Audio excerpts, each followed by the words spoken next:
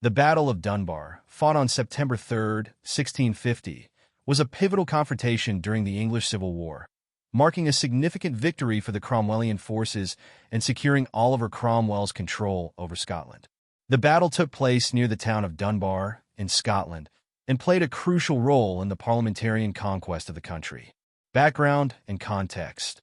In 1650, after the execution of King Charles I in 1649, his son, Charles II, was proclaimed King of Scotland. The Scottish Covenanters, who were staunchly Presbyterian, supported Charles II and sought to use his claim to the throne to re-establish their authority in Scotland. They formed an alliance with the Royalists to resist the power of Oliver Cromwell and the English Parliament. Cromwell, having already conquered Ireland, turned his attention to Scotland in 1650, where the Scottish army, under David Leslie, had gathered to defend the Scottish crown against parliamentarian forces. The Scots, believing their position to be strong, had a sizable army of around 22,000 soldiers, while Cromwell's forces numbered about 13,000. However, the terrain and Cromwell's tactics would play a decisive role in the outcome of the battle. The Battle of Dunbar began on September 3rd, when Cromwell's army engaged the Scottish forces. The Scots had positioned themselves on a ridge near Dunbar, expecting a strong defense. However, Cromwell's army took advantage of the scattered and unfavorable positioning of the Scottish troops. Cromwell, known for his military acumen, adopted an aggressive strategy. He attacked the Scots with a surprise maneuver, using the element of surprise to break through their lines. The Scots were caught off guard, with many of their troops encircled and trapped.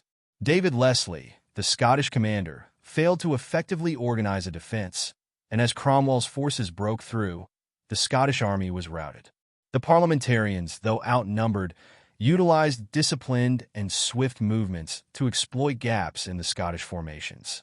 The battle turned into a rout, with the Scottish forces suffering heavy losses.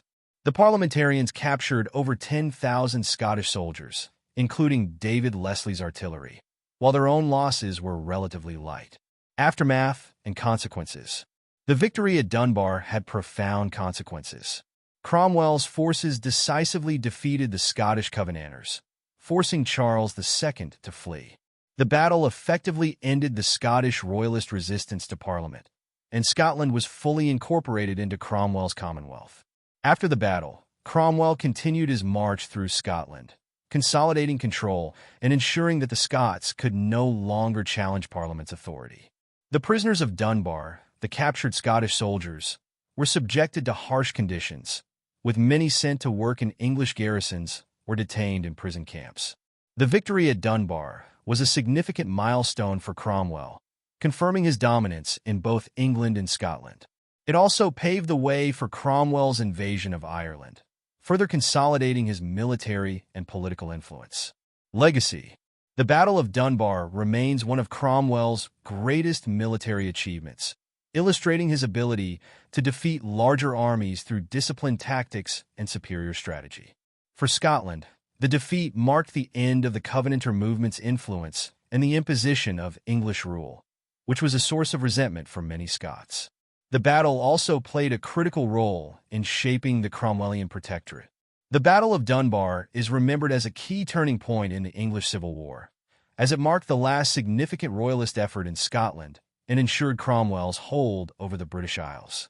The victory solidified Cromwell's reputation as one of the era's most formidable military leaders, while also laying the foundation for England's political landscape under parliamentary control in the years that followed.